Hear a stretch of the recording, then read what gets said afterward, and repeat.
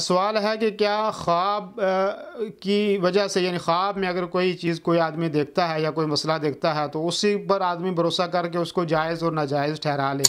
تو اس سلسلے میں یہ ہے کہ یہ جو خواب ہوتی ہیں جس کو جائز اور ناجائز، یہ انبیاء علیہ الصلوۃ والسلام کی جو ہے وہ خوابیں ہوتی ہیں، اور وہ سمجھے وحی کے درجے میں ہوتی ہیں.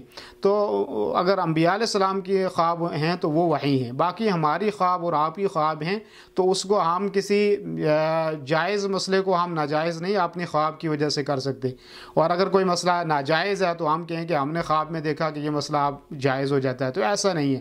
کوئی بھی کتنا بھی اس زمانے میں بڑا ہے یا چھوٹا ہے اور وہ خواب میں دیکھتا ہے تو اس خواب کے دیکھنے کی وجہ سے وہ کسی ناجائز کام کو، حرام کام کو جائز نہیں کر سکتا، اور نہ کوئی جائز کام ہے تو اس کو حرام کر سکتا ہے. یہ ہمارے اختیار میں نہیں ہے. دین وہ ہے جو اللہ کے رسول صلی اللہ علیہ وسلم نے مکمل کر دیا ہے، اور اس میں اب ہم اپنی طرف سے کوئی حلت اور حرمت کا مسئلہ اپنی طرف سے نہیں بڑھا سکتے، اور نہ خوابوں کی وجہ سے ہم کسی دین کے اوپر جو ہے وہ چڑھ سکتے ہیں یا خوابوں کو اپنا دین بنا لیں. ایسا نہیں کر سکتے. جیسے کہ آج کے دور میں ہر آدمی اپنے خواب کو حجت بنا لیتا ہے. تو خواب حجت نہیں ہے. حجت وہ ہے کہ جو اللہ اور اس کے رسول صلی اللہ علیہ وسلم کا دین ہے وہ ہمارے لیے حجت ہے. خواب ہمارے لیے حجت نہیں ہے، اور نہ کسی مسئلے کی جوازیت اور نہ جو ہے وہ عدم جوازیت کی دلیل بن سکتی ہے.